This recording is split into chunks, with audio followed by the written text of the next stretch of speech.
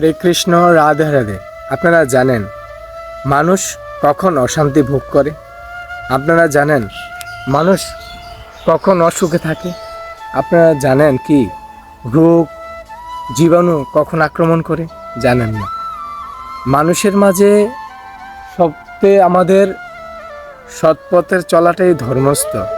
ভগবান শ্রীকৃষ্ণ এটাই বলেছিলেন মহাভারতে।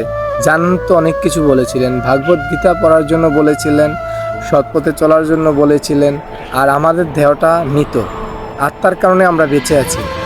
আর আমরা যেগুলো ভুল করি তার কারণে আমরা রোগে পাপে ভুগি।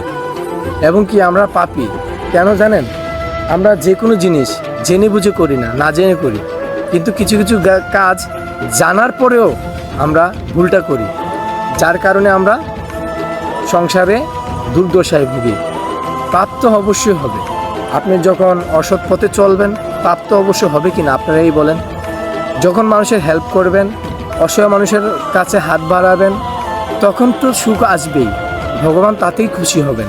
ভগবান বলছে, আমি সব জীবকে আমি সৃষ্টি করেছি, আমার সব সৃষ্টির মাঝে আমার বিরাজমান, আর আমাকে সবাই সেবা করো। জীবের সেবা করলেই ভগবানের সেবা লাভ হয়, সেটা তো আপনারা সবাই জানেন। পৃথিবীতে আমরা কয়জনে মাতা পিতাকে মানি?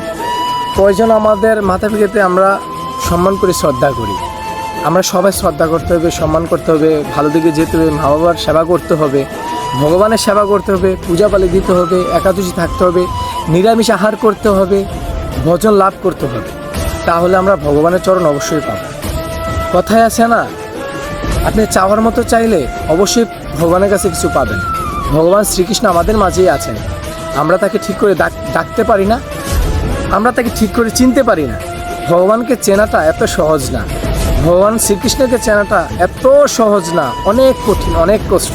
তবে সবাই ভগবান শ্রীকৃষ্ণকে ডাকবেন, মালা জপ করবেন, একাদশী থাকবেন, ধর্মপথে থাকবেন, জীবের সেবা করেন, অসহায় মানুষের পাশে থাকবেন, নিরহায় মানুষের পাশে থাকবেন, সৎ পথে চলবেন, সৎ কাজ করবেন, মানুষের ক্ষতি করবেন না, নষ্ট করবেন না।